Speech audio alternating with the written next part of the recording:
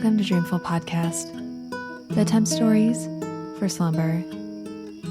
I would like to start off this episode by thanking our newest Patreon supporters, Trayvon Boyd, Valerie D. Bolden, and Julia Chin.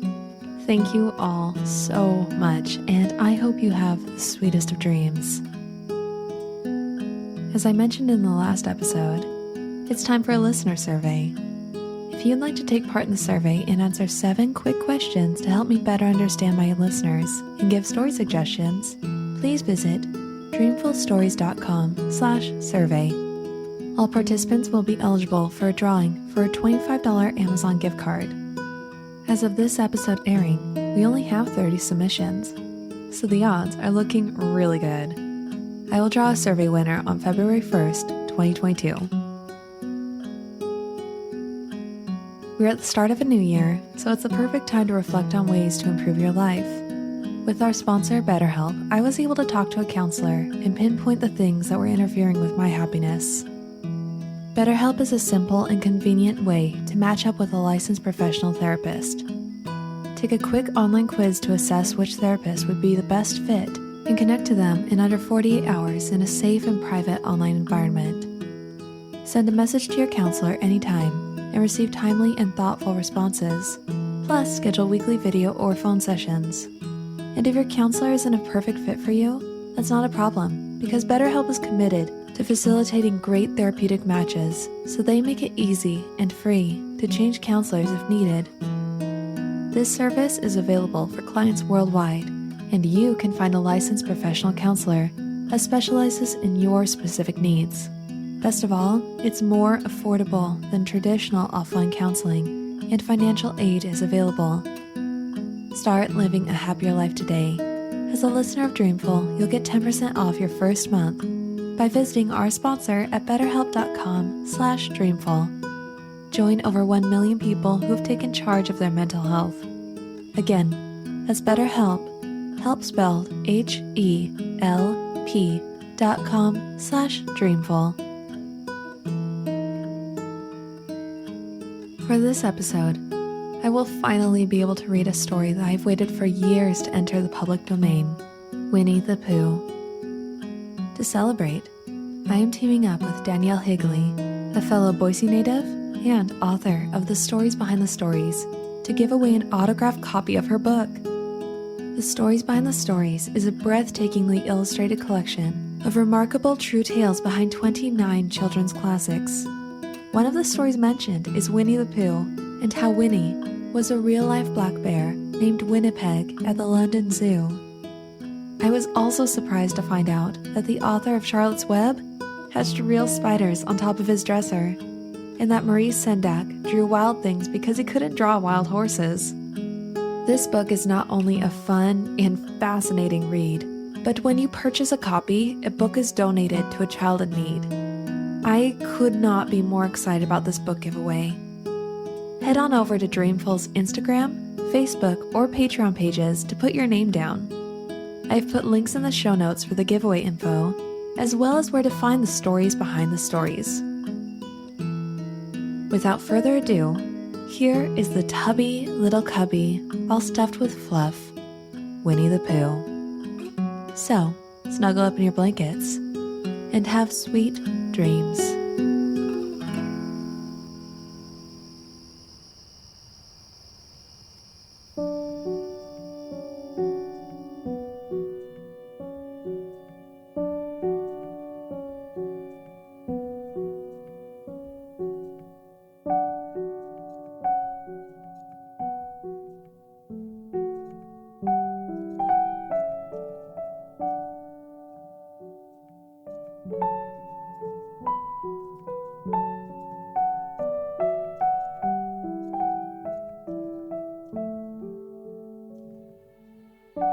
Once upon a time, a very long time ago now, about last Friday, Winnie-the-Pooh lived in a forest, all by himself, under the name of Sanders.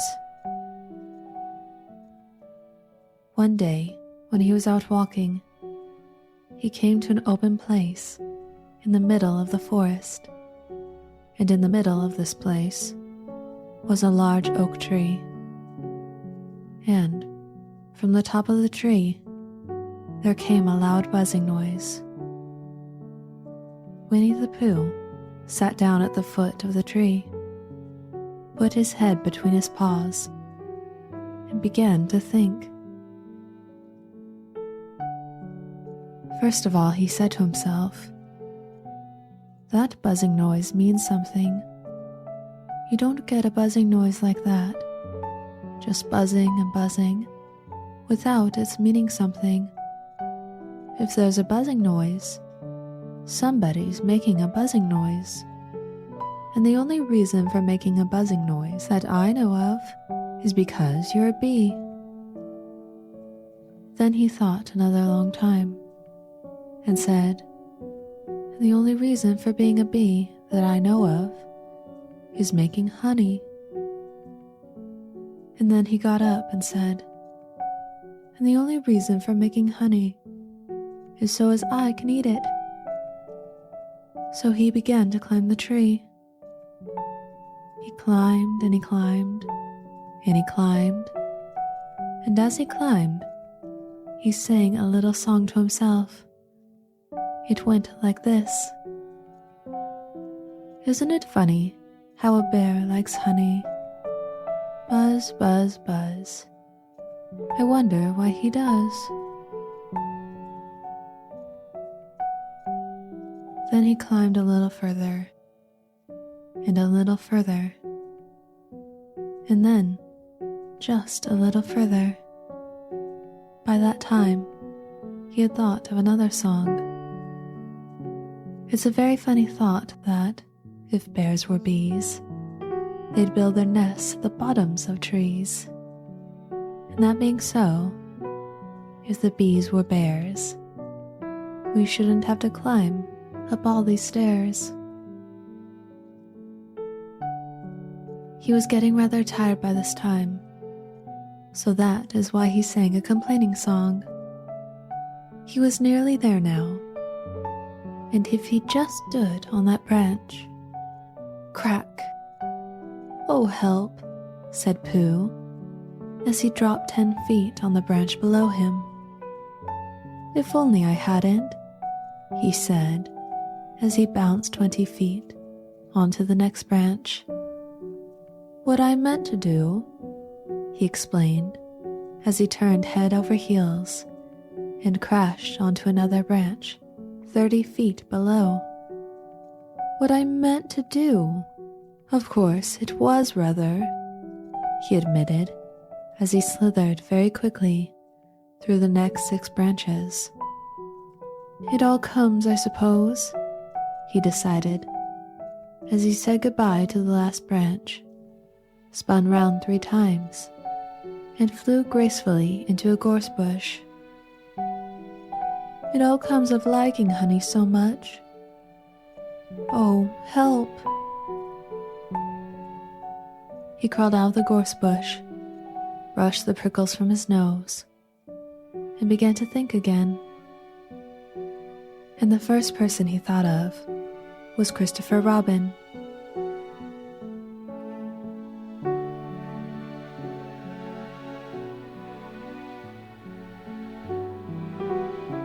So Winnie-the-Pooh went round to his friend, Christopher Robin, who lived behind a green door in another part of the forest. "Good morning, Christopher Robin," he said. "Good morning, Winnie-the-Pooh," said Christopher. "I wonder if you've got such a thing as a balloon about you." "A balloon?"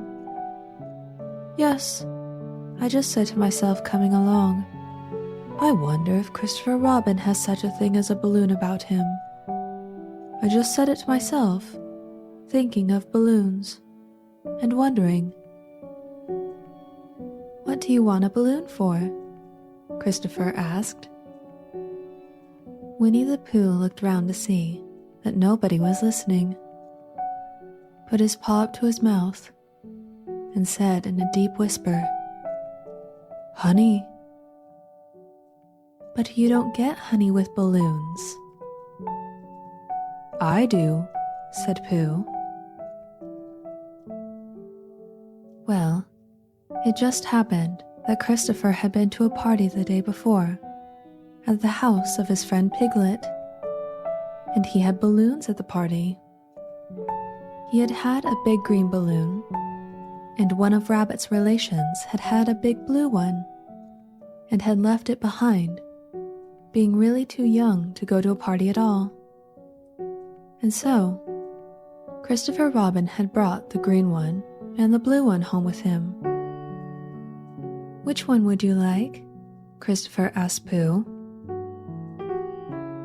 He put his head between his paws and thought very carefully. It's like this, he said. When you go after honey with a balloon, the great thing is not to let the bees know you're coming. Now, if you have a green balloon, they might think you were only part of the tree and not notice you. And if you have a blue balloon, they might think you were only part of the sky and not notice you. And the question is, which is most likely? Wouldn't they notice you underneath the balloon? Christopher asked. They might, or they might not, said Winnie-the-Pooh. You never can tell with bees. He thought for a moment and said, I shall try to look like a small black cloud. That will deceive them. Then you had better have the blue balloon, Christopher said. And so it was decided.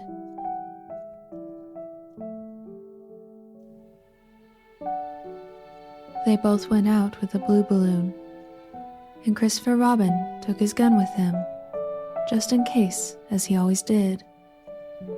And Winnie-the-Pooh went to a very muddy place that he knew of, and rolled until he was black all over. And then, when the balloon was blown up, as big, and Christopher and Pooh were both holding on to the string, Christopher Robin let go suddenly, and Pooh Bear floated gracefully up into the sky and stayed there, level with the top of the tree and about 20 feet away from it. Hooray! Christopher shouted. Isn't that fine? Shouted Winnie-the-Pooh down to Christopher Robin. What do I look like? You look like a bear holding on to a balloon. Not like a small black cloud in the blue sky, said Pooh anxiously. Not very much. Well, perhaps from up here it looks different. And, as I say, you never can tell with bees. There was no wind to blow him near to the tree, so there he stayed. He could see the honey, he could smell the honey, but he couldn't quite reach the honey. After a little while, he called down.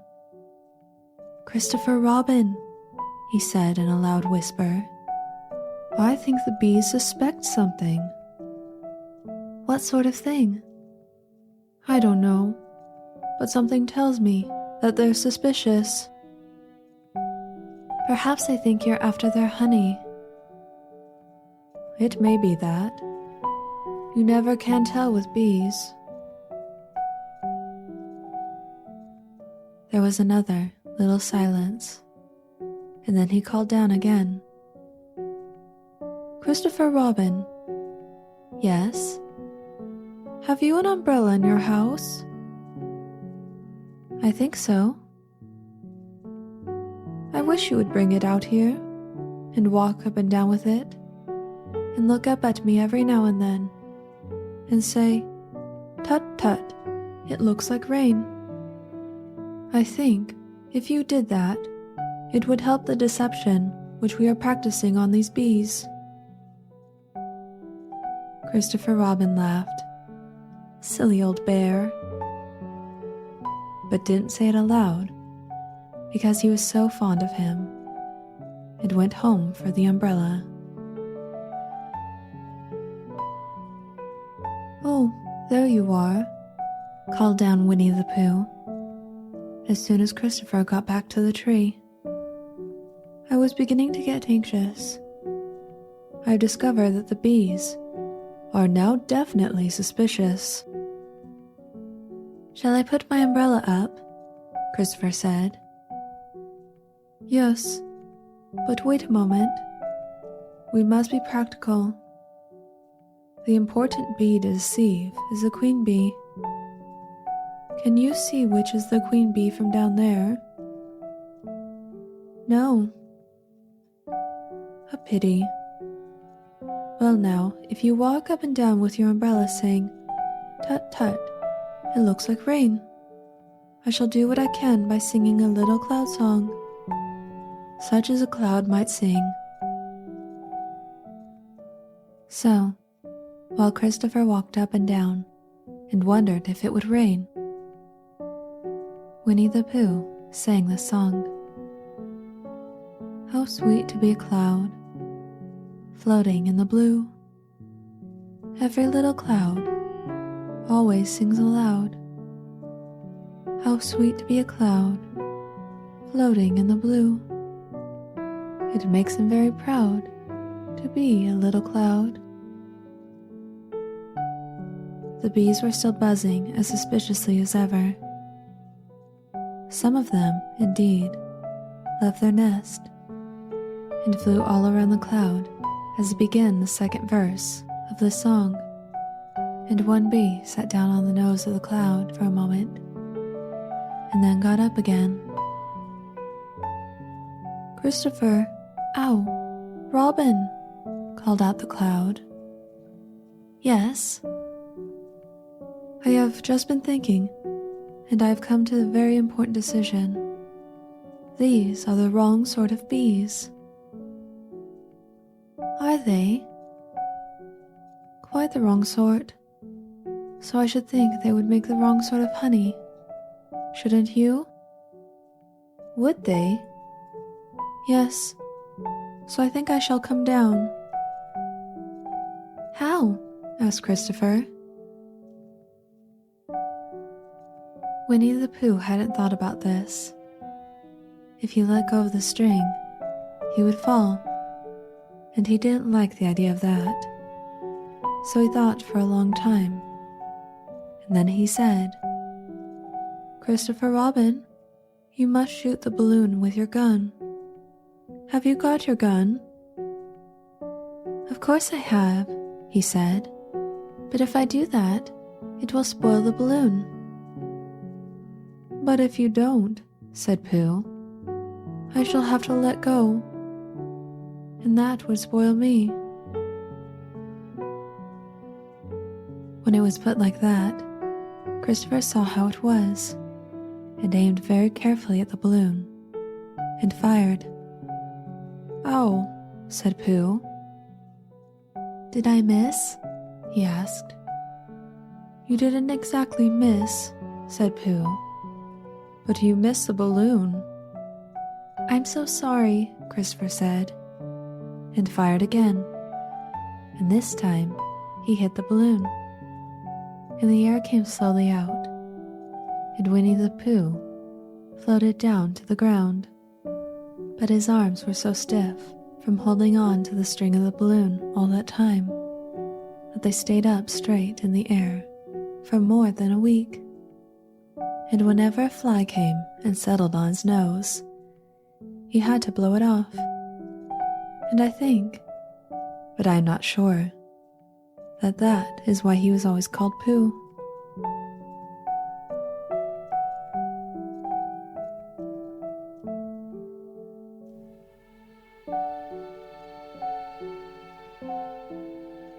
Edward Bear, known to his friends as Winnie-the-Pooh, or Pooh for short, was walking through the forest one day, humming proudly to himself. He had made up a little hum that very morning, as he was doing his stoutness exercises in front of the glass. After breakfast, he had said it over and over to himself until he learnt it off by heart. And now, he was humming it right through, properly. Well, he was humming this hum to himself and walking along gaily, wondering what everyone else was doing and what it felt like being somebody else, when suddenly he came to a sandy bank, and in the bank was a large hole. "Aha," said Pooh. "If I know anything about anything, that hole means rabbit," he said. "And rabbit means company. And company means food." So he bent down, put his head into the hole, and called out, "Is anybody at home?" There was a sudden scuffling noise from inside the hole, and then silence. "What I said was, 'Is anybody at home?'" called out Pooh very loudly. "No," said a voice, and then added, "You needn't shout so loud. I heard you quite well the first time." "Bother," said Pooh. "Isn't there anybody here at all?" "Nobody." Winnie-the-Pooh took his head out of the hole and thought for a little, and he thought to himself, there must be somebody there, because somebody must have said nobody. So he put his head back in the hole and said, "Hello, Rabbit, isn't that you?" "No," said Rabbit, in a different sort of voice this time. "But isn't that Rabbit's voice?" "I don't think so," said Rabbit. "It isn't meant to be." "Oh," said Pooh. He took his head out of the hole and had another think, and then he put it back and said, "Well, could you very kindly tell me where Rabbit is?" "He has gone to see his friend Pooh Bear, who is a great friend of his." "But this is me," said Bear, very much surprised. "What sort of me?" "Pooh Bear." "Are you sure?" said Rabbit, still more surprised.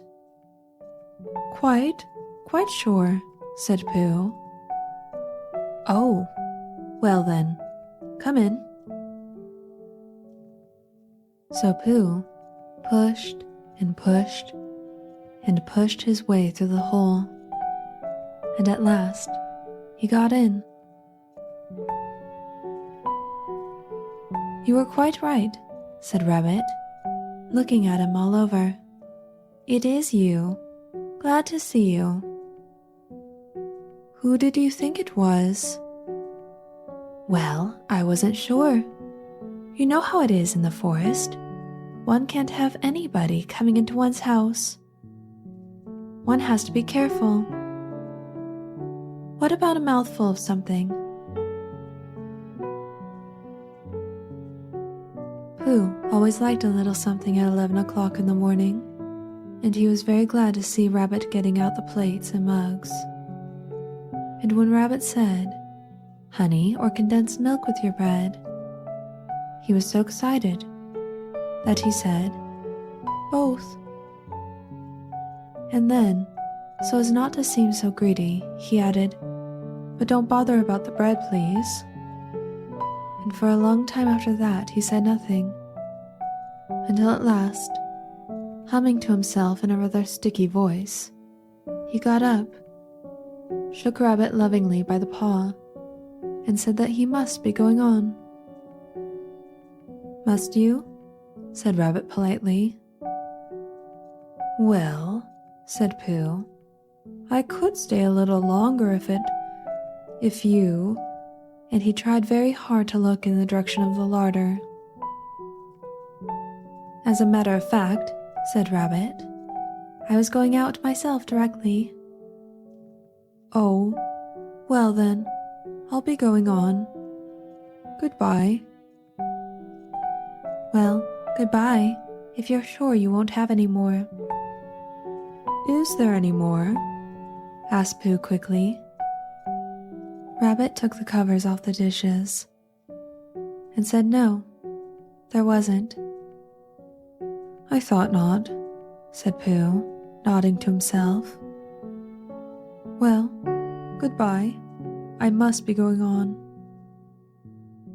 So he started to climb out of the hole. He pulled with his front paws and pushed with his back paws. And in a little while, his nose was out in the open again. And then his ears, and then his front paws, and then his shoulders, and then... "Oh, help," said Pooh. "I'd better go back." "Oh, bother," said Pooh. "I shall have to go on." "I can't do either," said Pooh. "Oh, help and bother." Now by this time, Rabbit wanted to go for a walk too, and finding the front door full, he went out by the back door and came round to Pooh and looked at him. "Hello, are you stuck?" he asked. "No," said Pooh carelessly, "just resting and thinking and humming to myself." "Here, give us a paw." Pooh Bear stretched out a paw, and Rabbit pulled, and pulled, and pulled. "The fact is," said Rabbit, "you're stuck."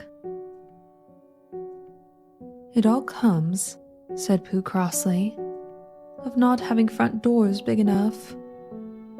"It all comes," said Rabbit sternly, "of eating too much."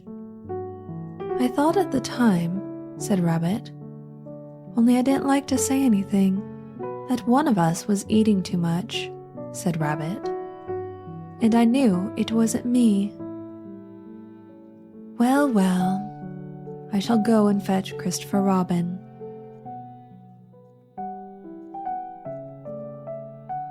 Christopher Robin lived at the other end of the forest, and when he came back with Rabbit and saw the front half of Pooh, he said, "Silly old bear," in such a loving voice that everybody felt quite hopeful again. "I was just beginning to think," said Bear, sniffing slightly, that Rabbit might never be able to use his front door again. And I should hate that," he said. "So should I," said Rabbit. "Use his front door again?" said Christopher Robin. "Of course he'll use his front door again." "Good," said Rabbit. "If we can't pull you out, Pooh, we might push you back." Rabbit scratched his whiskers thoughtfully and pointed out that when once Pooh was pushed back, he was back. And of course, nobody was more glad to see Pooh than he was. Still, there it was. Some lived in trees, and some lived underground. And... "You mean I'd never get out?" said Pooh. "I mean," said Rabbit, "that having got so far, it seems a pity to waste it." Christopher Robin nodded. "Then there's only one thing to be done," he said. "We shall have to wait for you to get thin again." "How long does getting thin take?" asked Pooh anxiously. "About a week, I should think." "But I can't stay here for a week." "You can stay here all right," silly old bear, is getting you out, which is so difficult." "We'll read to you," said Rabbit cheerfully. "And I hope it won't snow," he added. "And I say, old fellow, you're taking up a good deal of room in my house. Do you mind if I use your back legs as a towel horse? Because, there they are, doing nothing, and it would be very convenient just to hang the towels on them." "A week," said Pooh gloomily. "What about meals?" "I'm afraid no meals," said Christopher Robin, "because we're getting thin quicker. But we will read to you." Bear began to sigh, and then found he couldn't, because he was so tightly stuck. And a tear rolled down his eye as he said, "Then, would you read a sustaining book, such as would help and would comfort a wedged bear in great tightness?"